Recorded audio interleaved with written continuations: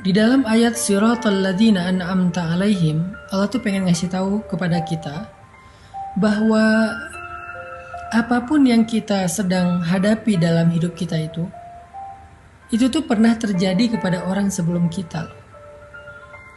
Apapun yang sedang kita alamin sekarang, itu tuh pernah dialami oleh orang sebelum kita.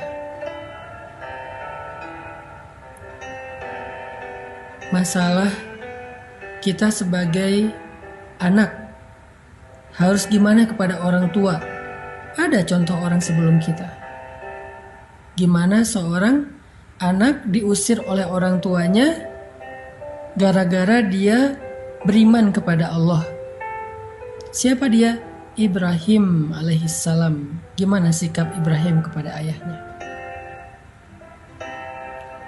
Masalah orang tua kepada anak. Orang tuanya beriman, anaknya durhaka, anaknya kufur, anaknya ingkar. Siapa orang tua yang menghadapi ujian anak yang ingkar dan tidak beriman? Nuh alaihissalam. Ya bunayyarkam ma'ana. 950 tahun Nabi Nuh berdakwah termasuk kepada keluarganya, tapi anaknya menolak dakwah ayahnya sendiri. Padahal ayahnya ini seorang laki-laki yang solih, laki-laki yang sabar, laki-laki yang taat, laki-laki yang baik akhlaknya, laki-laki yang penyayang kepada keluarga. Tapi anaknya tetap aja gak suka kepada ayahnya, tetap aja membantah ayahnya. Sampai anaknya menuduh ayahnya ini orang gila, buat kapal di tengah gunung yang gak ada airnya. Dia merasa bahwa nyesal punya ayah seperti Nuh. Tapi Nuh gak pernah benci sama anaknya. Sampai ketika terjadi banjir besar, Nuh sudah berada di dalam kapal dan anaknya lari mencari tempat yang lebih tinggi, dan dia hampir tidak menemukan lagi tempat yang lebih tinggi sehingga dia hampir tenggelam. Nuh masih berharap anaknya mau ikut kepadanya dengan mengatakan, ya bunayya. Panggilan yang sangat lembut dari ayah yang durhakai oleh anaknya puluhan bahkan ratusan tahun. Anaknya durhaka kepada ayahnya ratusan tahun, mengatakan ayah saya itu gila, ayah saya itu sinting, ayah saya itu stres, ayah saya itu depresi, ayah saya itu orang bodoh, ayah saya itu dan segala macam. Membentak ayahnya, marah kepada ayahnya, buruk akhlak kepada ayahnya beratus tahun. Tapi ketika anaknya hampir tenggelam, kasih sayang ayahnya ini belum hilang. Masih memanggil anaknya dengan panggilan lembut, ya bunayya. Dalam bahasa Arab itu artinya, wahai anakku tersayang. Bukan ya waladi, bukan wahai anakku, tapi ya bunayya, wahai anakku tersayang. Masih pakai kalimat tersayang. Irkam ma'ana, naiklah bersama kami. Naiklah bersama kami ke dalam perahu, wahai anakku tersayang. Ini contoh seorang ayah teladan yang pernah diuji dengan anaknya. Ibrahim, anak yang diuji dengan ayahnya. Nuh, ayah yang diuji dengan anaknya. Atau seorang suami yang diuji dengan istrinya. Dia menafkahi istrinya, dia membimbing istrinya, dia ngajak istrinya sholat, dia ngajak istrinya menutup aurat, dia berakhlak mulia kepada istrinya, dia menunaikan seluruh hak istrinya, wafa memenuhi hak-hak istrinya. Dia berbicara santun kepada istrinya, sabar kepada istrinya yang perangainya jelek bertahun-tahun. Siapa dia laki-laki yang diuji dengan istri? Lut alaihissalam. Betapa sabarnya Nabi Lut menghadapi istrinya. Istrinya bukan hanya istri yang buruk akhlak, tapi juga durhaka. Dia yang menjadi biang kerok dari semua kejahatan, kemakaran, dan keburukan yang terjadi di negerinya. Dia yang menjual laki-laki untuk laki-laki yang lain, sehingga terjadi LGBT. Istrinya ini parah. Gak sholat, gak menutup aurat, durhaka sama suami, kufur kepada Allah, melakukan dosa-dosa besar. Tapi Lut sabar dan terus membimbing istrinya sampai Allah memutuskan untuk berhenti. Udah cukup, sekarang pergilah dan tinggalkan kaum ini, karena kami akan membinasakan kaum tersebut, termasuk istri Lut. Baru Nabi Lut berhenti. Atau seorang istri yang diuji dengan suaminya. Istrinya solehah, istrinya berhijab, istrinya beriman, istrinya akhlaknya mulia, sabar terhadap kejahatan dan akhlak suaminya yang sangat buruk. Tapi dia terbunuh di tangan suaminya sendiri. Dia disalib di pohon kurma, dia disiksa sampai dia menghembuskan nafas terakhir. Tapi dia bersabar terhadap suaminya dan terus berharap agar suaminya bertaubat dan sadar. Siapa dia? Asiyah yang diuji dengan suami Fir'aun.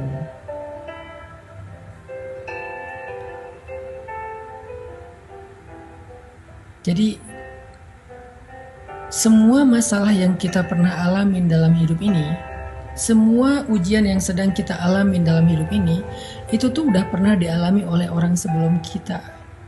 Sehingga tugas kita adalah kalau pengen dapat petunjuk, kalau pengen dapat contoh, kalau pengen dapat semacam model untuk kita tiru, kata Allah udah ada tuh. Siratal ladzina an'amta alaihim. Apa masalah kamu?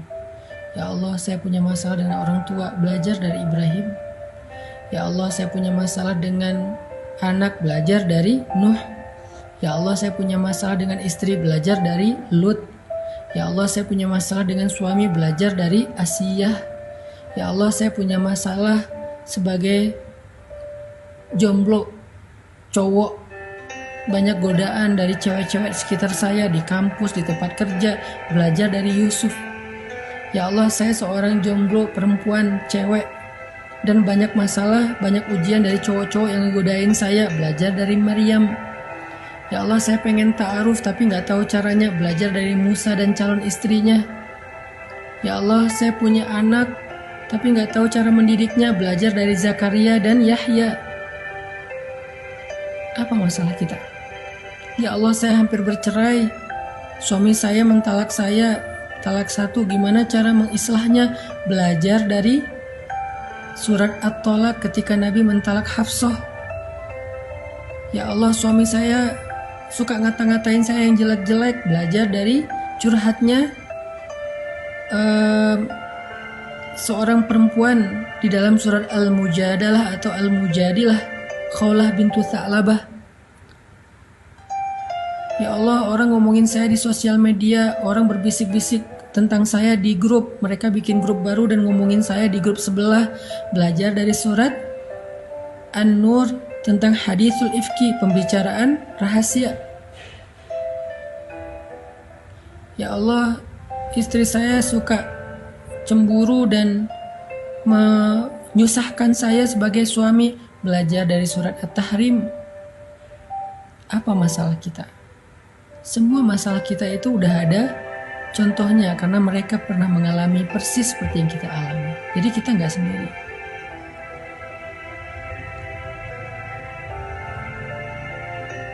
Sehingga di dalam ayat Siratal ladzina an'amta alaihim, Allah tuh pengen ngasih tahu ke kita itu, belajarlah sejarah. Di dalam ayat Siratal ladzina an'amta alaihim, Allah tuh pengen ngasih tahu ke kita, belajarlah sejarah.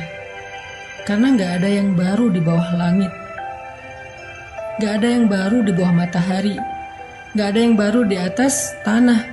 Semua yang kita alamin pernah terjadi sebelumnya. Karena sejarah itu berulang, karena cerita itu terjadi lagi. Sehingga kita bukanlah orang pertama yang mengalami masalah ini. Udah ada orang sebelum kita yang jumlahnya gak terhitung. Tugas kita adalah bacalah sejarah, belajarlah sejarah, bacalah tentang kisah kehidupan mereka, biografi mereka dari referensi yang baik, sehingga kita akan menemukan siapa yang orang yang lurus, siratal ladzina an'amta alaihim, sehingga kita tiru. Siapa yang salah jalan sehingga kita hindari.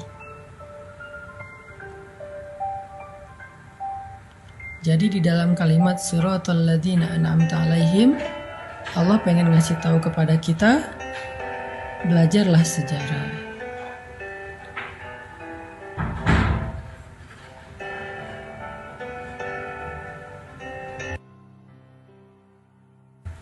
Allah pengen ngasih tahu kepada kita, belajarlah sejarah. Sehingga dengan kita membaca sejarah, kita punya guidance, kita punya model untuk kita tiru. Apapun masalah kita.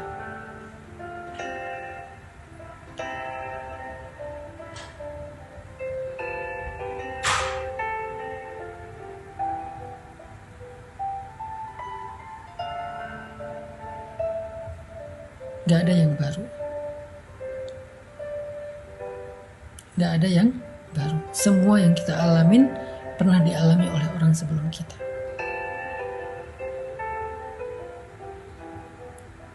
Tugas kita adalah belajar dari mereka, mencari tahu apa sih rahasia mereka sehingga bisa keluar dari masalah itu. Apa sih kunci mereka survive dari ujian itu? Apa sih langkah-langkah konkret yang mereka lakukan sehingga mereka bisa sukses, bisa Allah selamatkan dari berbagai macam keburukan. Lalu setelah kita tahu, ulangi, lakukan hal yang sama, maka kita akan mendapatkan hasil yang sama. Jadilah seperti Yusuf kalau kita seorang jomblo cowok. Selamatkan diri kita dari fitnah. Menghindar karena Allah, karena takut kepada Allah. Maka gak usah khawatir ketika kita menghindar dari pacaran, menghindar dari hubungan yang kelewat batas, menghindar dari ujian. Gak usah khawatir, nanti Allah akan memberikan ganti yang lebih baik, seperti Allah berikan kepada Yusuf. Kalau kita perempuan jomblo, siswi, mahasiswi, seorang pekerja yang banyak ujian di sekitarnya, banyak cowok ngelirik, ngegodain kita, PDKT, caper sama kita, belajarlah dari Sayyidah Maryam.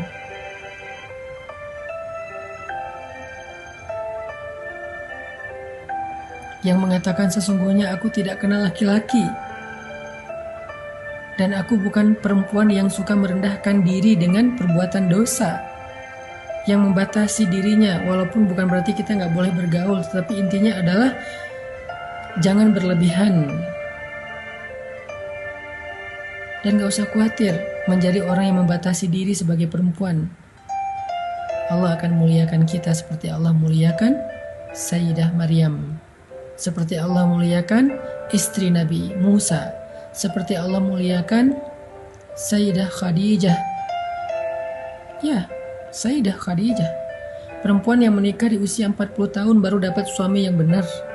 Sebelumnya suaminya wafat, nikah wafat. Dan bukan suami yang beriman, bukan suami yang spesial, walaupun mungkin orang baik. Karena Khadijah aslinya orang baik. Tapi gak spesial. Entah berapa tahun Khadijah menjanda. Di usia 40 tahun, harusnya seorang perempuan itu merasa semakin khawatir, semakin panik, apakah mungkin di usia itu masih punya jodoh, apalagi seorang jodoh itu masih single, baik, soleh, terkenal, tajir. Mungkin dapat seideal itu di usia 40 tahun. Belajar dari Sayyidah Khadijah, jangan berputus asa, jangan pesimis, perbaiki aja diri kita, nanti Allah yang akan memperbaiki calon jodoh kita. Sehingga di usia 40 tahun Allah berikan kepada Khadijah seorang suami yang lebih muda 15 tahun dari beliau.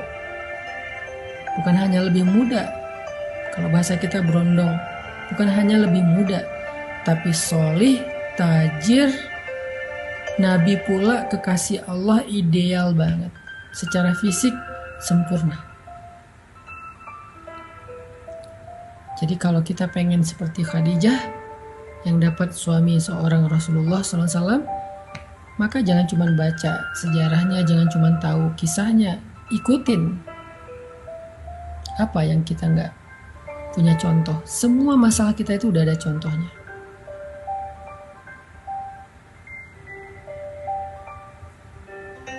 Semua udah ada contohnya.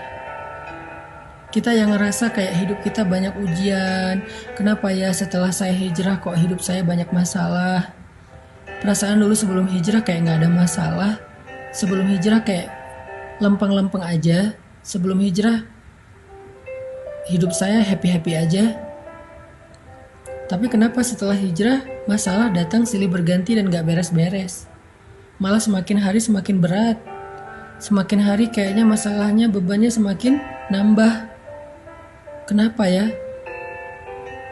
Belajar dari Bilal. Belajar dari Bilal. Sebelum Islam, Bilal itu gak pernah disiksa. Dia budak tapi dia diperlakukan dengan baik. Dia disuruh kerja, ngurus ternak, ngurus rumah, ngurus kandang. Memang dia bekerja kepada tuannya. Tetapi dia tidak pernah disakiti, gak pernah disiksa, hanya disuruh kerja. Lalu setelah dia masuk Islam, dia beriman kepada Allah, dia berhijrah dari kufur kepada iman. Tiba-tiba qadarullah dia lagi sholat, ketangkep sama tuannya. Dan tuannya ngerasa sangat malu kepada tuan-tuan yang lain, gengnya yang lain, pemuka-pemuka Quraisy yang lain, ngerasa malu karena gak mampu menahan budaknya sendiri dari mengikuti Muhammad. Budak aja gak bisa diatur, kan malu. Budak aja gak bisa dihalangi, kan malu. Budak aja gak bisa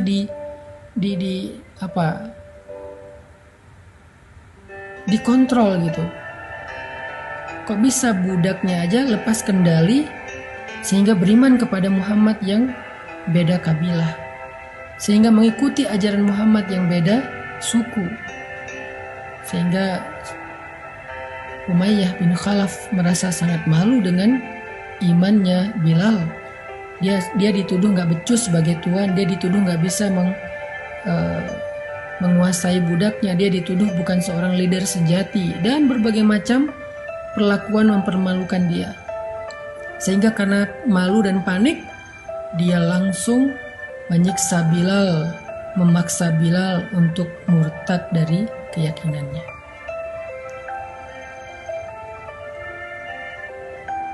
Bilal mendapatkan siksaan justru setelah Islam.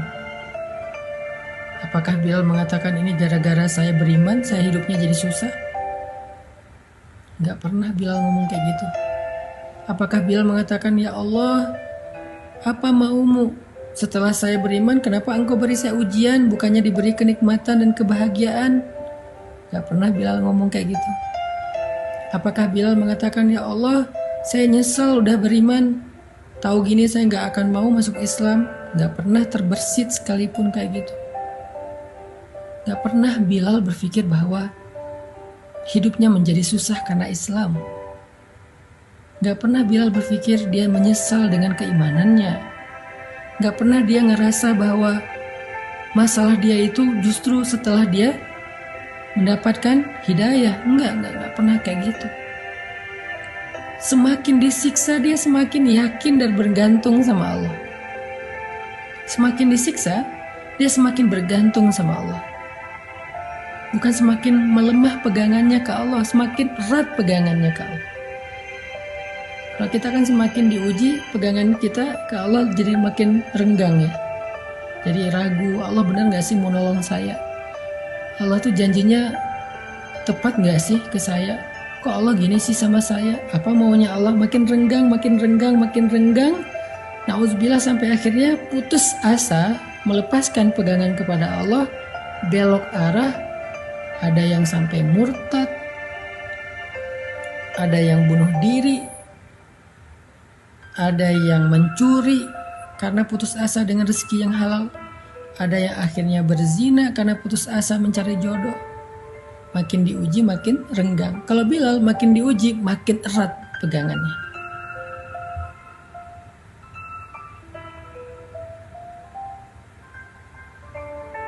Makin diuji makin bergantung kepada Allah. Dengan kalimat apa? Ahadun ahad. Ahadun ahad.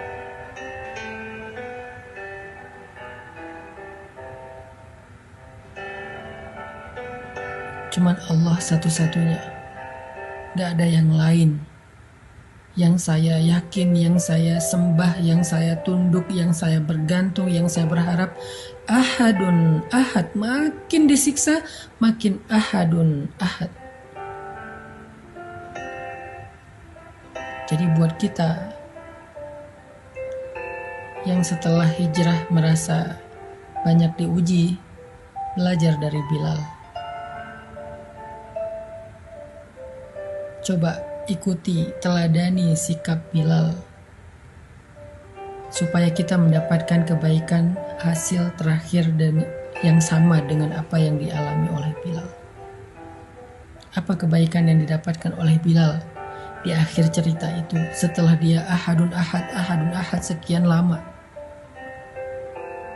Apa kebaikan yang akhirnya Bilal dapatkan? Allah mengutus seorang hamba yang hatinya baik, yang Allah ridho kepada dia, mukmin paling baik di antara semua orang yang beriman setelah Rasulullah dan Khadijah. Orang yang sangat mulia kedudukannya. Allah gak ngutus orang biasa, Allah ngutus orang yang paling istimewa. Akhlaknya istimewa, imannya istimewa, kedudukannya istimewa. Allah utus dia. Kalau Allah mau, Allah bisa aja ngutus Utsman, juga orang kaya. Bisa aja Allah mengutus Abdurrahman bin Auf, juga orang kaya. Bisa aja Allah mengutus Sa'ad bin Abi Waqqas, juga orang kaya. Banyak lagi sahabat-sahabat yang kaya.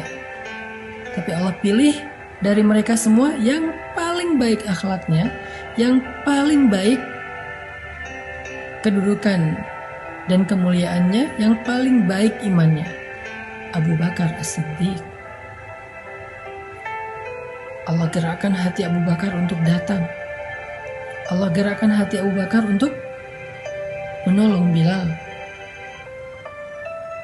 Lalu Abu Bakar datang bilang ke Umayyah bin Khalaf, "Ya Umayyah, apa untungnya kamu menyiksa budak seperti Bilal? Jual aja dia kepada saya, sehingga kamu bisa tenang dan mendapatkan keuntungan. Daripada kamu menghabiskan waktumu, tenagamu menyiksa orang seperti Bilal, kamu gak dapat untung dan gak tenang. Jual dia kepada saya, kamu bebas, gak perlu lagi menyiksa dia, gak perlu lagi malu karena dia, dan kamu dapat untung," kata Abu Bakar. Umayyah mikir, benar juga nih. Kalau saya jual, saya udah gak perlu malu lagi karena bukan budak saya lagi. Dan saya gak perlu capek-capek menyiksa Bilal, karena ketika menyiksa Bilal yang terlihat tersiksa itu bukan Bilal tapi Umayyah. Plus saya dapat untung dari menjual budak yang udah gak bisa lagi saya kendalikan. Karena kalau saya biarkan gak dijual pun saya gak bisa pakai budak ini. Mending saya jual aja, mumpung ada yang beli. Umayyah mikir gitu.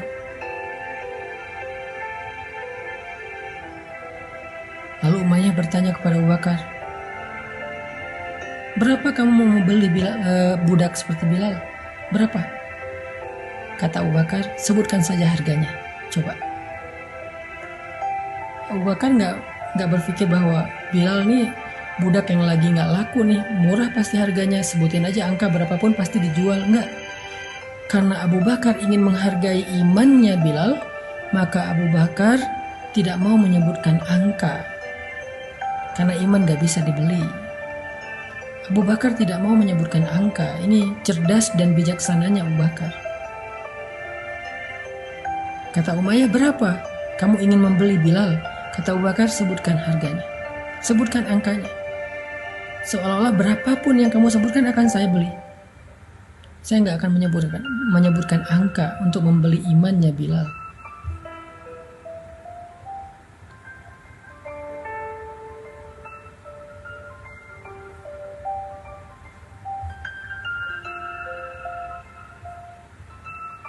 Lalu Umayyah menyebutkan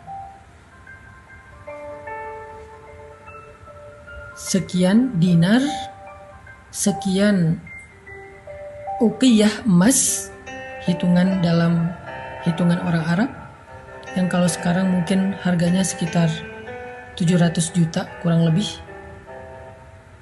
atau mungkin lebih dari itu persisnya. Dan Abu Bakar ketika tahu angka yang dijual oleh Umayyah bin Khalaf Bilal itu berapa, uqiyah emas, Abu Bakar nggak menawar. Ya Umayyah, itu Bilal budak yang sudah tidak berguna, budak yang murah, yang udah sakit-sakitan setelah kamu siksa, masa harganya segitu? Saya nggak akan beli segitu, saya minta segini. Enggak. Ketika Umayyah menyebut angka, maka Abu Bakar mengatakan, baik, nanti malam akan saya kirim emasnya ke rumah kamu. Begitu cara Abu Bakar menghargai dan memuliakan Bilal. Atau lebih persisnya, begitulah Allah memuliakan Bilal. Seolah-olah Bilal ini sesuatu yang sangat berharga. Berapapun disebutin oleh Umayyah, Abu Bakar setuju. Malah setelah menyebutkan angka itu, Umayyah nyesel kenapa nggak ngomong lebih tinggi. Ada seorang laki-laki bilang kepada Abu Bakar, ya Abu Bakar, kamu membeli Bilal dengan harga yang sangat mahal. Apa kata Abu Bakar? Demi Allah, kalau Umayyah meminta 10 kali lipat dari harga itu, saya akan tetap membayarnya untuk membebaskan Bilal. Gak akan saya tawar. Umayyah yang nyesel kenapa nyebut angka segitu, padahal itu udah ketinggian. Nanti malam saya kirim. Lalu setelah akad jual beli, Abu Bakar datang kepada Bilal, melepaskan ikatan Bilal, memberi minum kepada Bilal yang sedang tersiksa kesakitan, membelai rambut Bilal, memeluk Bilal untuk menenangkannya, sebagai tanda bahwa dia udah punya saudara sekarang, yaitu Abu Bakar As-Siddiq. Dia dilindungi oleh Abu Bakar, dia aman, gak usah takut lagi. Kemudian membantu Bilal, memapah Bilal untuk berdiri tegak. Ketika Bilal sudah berdiri tegak, Abu Bakar mengatakan, ya ahla Makkah, ya ma'syara Quraisy, wahai penduduk Mekah, wahai pemuka-pemuka suku Quraisy,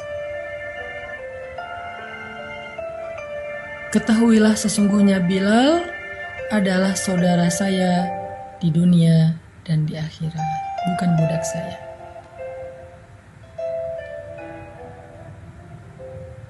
Sesungguhnya Bilal adalah saudara saya di dunia dan di akhirat.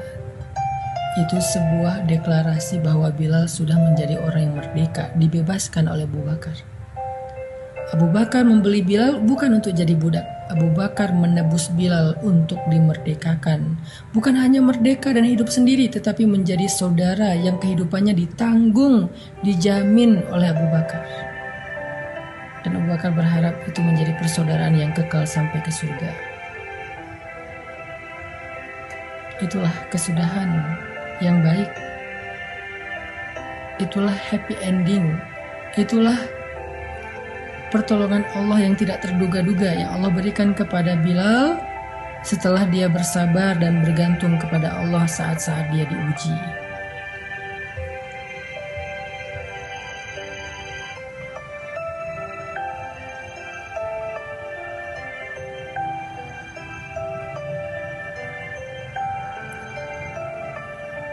Jadi siapapun di antara kita yang ngerasa diuji setelah hijrah, yang ngerasa diuji setelah bertaubat, kita itu bukan orang pertama yang kayak gitu. Walaqad fatanna alladhina min qablihim fala ya'lamanna Allahu alladhina shadaqu. Allah udah menguji orang sebelum kita. Salah satunya Bilal, maka belajarlah dari Bilal. Masih banyak nama-nama orang lain, sahabat-sahabat lain yang diuji juga setelah berhijrah atau setelah bertaubat ataupun masuk Islam. Termasuk nanti ada nama Mus'ab bin Umair, ada Sumayyah, ada Yasir, ada Ammar, ada Dinaira, ada Khabbab bin Ars. Ada banyak nama-nama mulia yang mereka justru diuji setelah mereka beriman kepada Allah. Jadi kita yang ngerasa punya cerita yang sama, walaupun mungkin cerita kita receh lah, lebih ringan dibandingkan mereka, maka belajarlah dari mereka. Kalau pengen dapat hasil yang sama dengan mereka, kalau pengen dapat kebaikan yang sama dengan mereka, belajarlah dari mereka. Gak ada yang baru di bawah langit kita.